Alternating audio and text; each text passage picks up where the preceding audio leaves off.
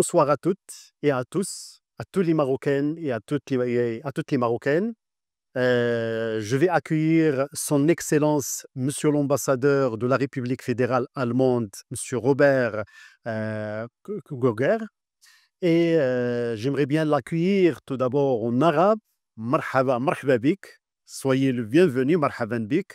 Nous sommes très heureux de l'accueillir dans le cadre de cette tribune libre intitulée L'économie sociale du marché et l'insertion professionnelle.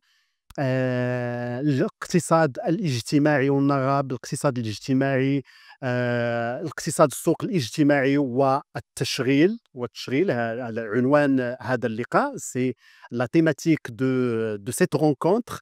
Notre objectif, c'est que notre objectif s'inscrit dans le cadre des relations entre le Maroc actuellement et la République fédérale allemande.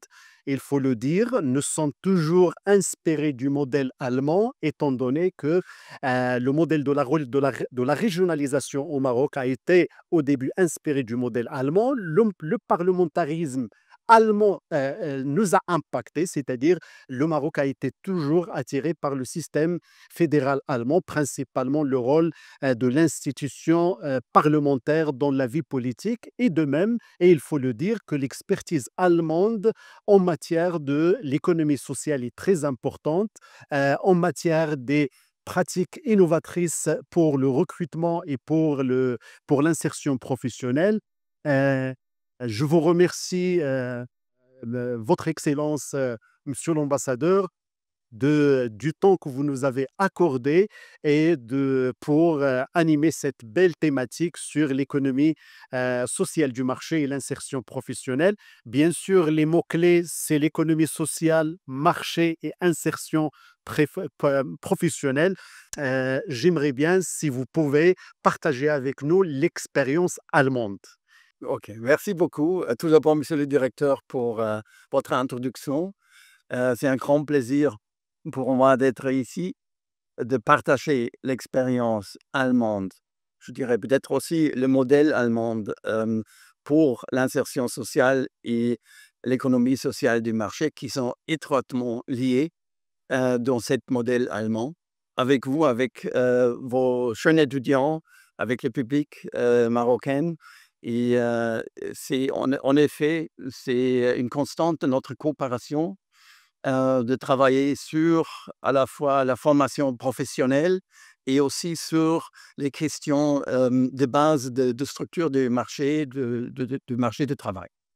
Et donc, je crois qu'on peut apprendre l'un de l'autre. Moi, comme ambassadeur, je remarque que le Maroc fait de grands progrès et développe des idées sur l'insertion professionnelle des jeunes. Je crois une question clé pour le développement du Maroc.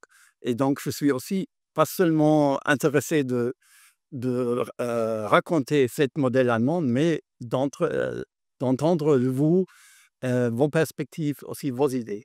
Donc, j'espère que ce sera une soirée fructueuse pour tout le monde. Je vous remercie sincèrement, Votre Excellence, Monsieur l'ambassadeur, pour votre engagement personnel. On a beaucoup entendu parler de vous et de votre volonté, effectivement, de promouvoir les relations bilatérales entre le Maroc et la République fédérale allemande. Et d'ailleurs, votre action s'inscrit dans le cadre du développement que connaît les relations entre les deux pays, que ce soit sur le plan économique, politique et culturel. Et sincèrement, moi, je suis toujours sur ma faim par rapport à la culture germanique. J'aimerais bien vous poser une question concernant la présence de la culture germanique au Maroc. Est-ce que vous avez des projets pour effectivement promouvoir cette culture?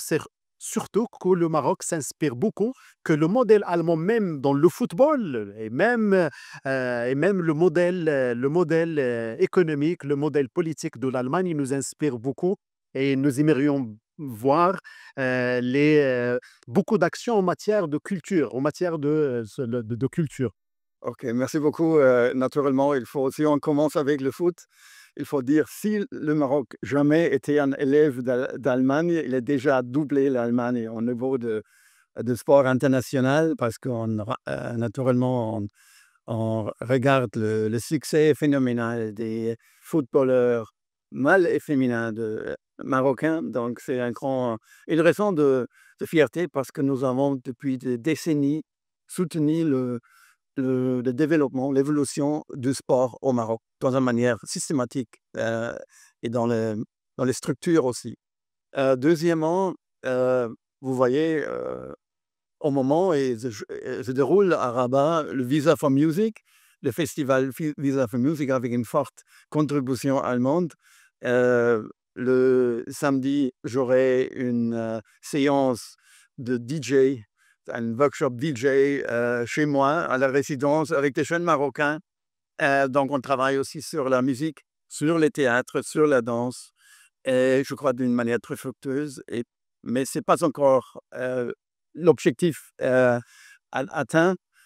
Pour moi aussi, il y a une priorité de intensifier la coopération universitaire avec des universités en Allemagne et ici au Maroc, et aussi d'attirer plus des étudiants en Allemagne, mais aussi des étudiants allemands au Maroc. Et d'ailleurs, d'après la déclaration de Madame la ministre des Affaires étrangères allemande, elle a déclaré que dans le cadre du dialogue stratégique entre les deux pays, il a parlé du fait que plus de 400 universités allemandes qui accueillent plus de 6500 étudiants et que l'Allemagne octroie des bourses et des subventions pour plus de 600 étudiants marocains.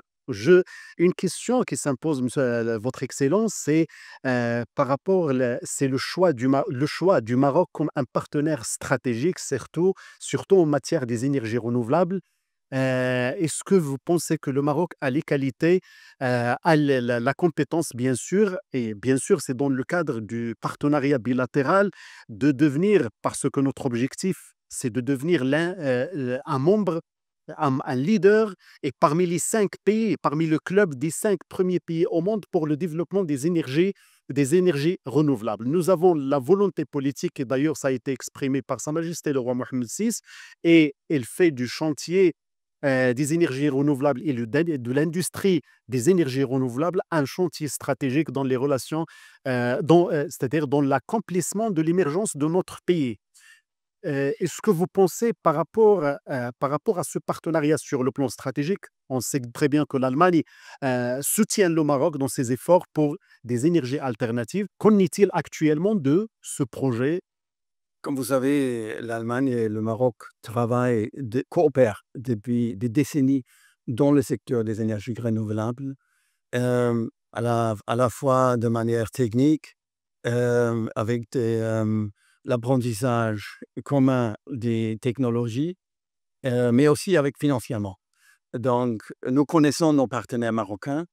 Nous avons une très bonne base ici pour le développement, pour cette ambition qui est là.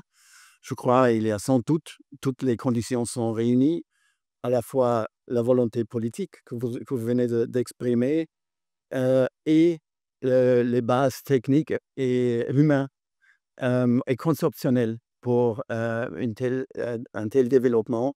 Et certainement, votre secteur automotif, les automobiles, la production des automobiles au Maroc montre qu'une vision qui est là peut être réalisée ici au Maroc. Je crois que c'est vraiment un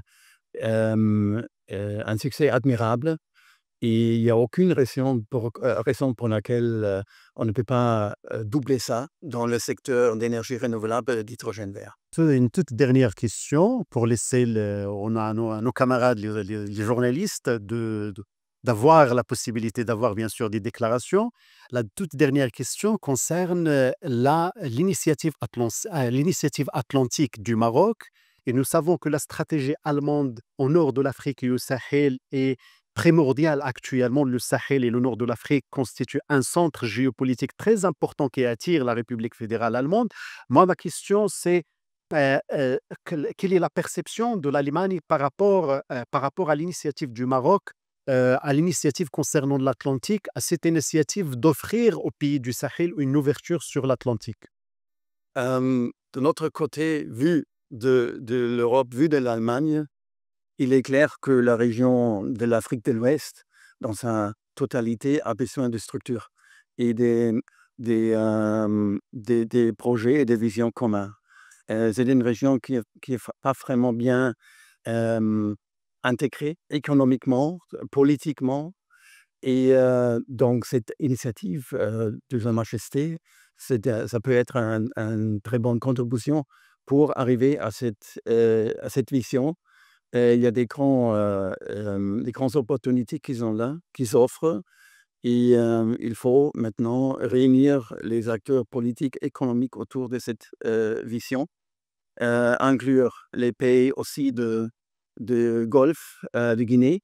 Je crois que ça, c'est nécessaire parce que c'est une région qui souffre des instabilités politiques dans son centre et il faut travailler avec, que tout le monde travaille ensemble pour tout d'abord stabiliser la région, après développer et intégrer cette région ensemble. Et je pense d'ailleurs que c'est une perception partagée entre la République fédérale allemande et le Maroc, dans la mesure où la réponse, ou la lutte contre le terrorisme et contre le crime organisé, contre l'immigration clandestine, ne peut, dans la perception des deux pays, on ne peut résoudre cette question qu'à travers l'intégration régionale, qu'à travers une intégration territoriale, qu'à travers une intégration économique, qu'à travers le développement durable.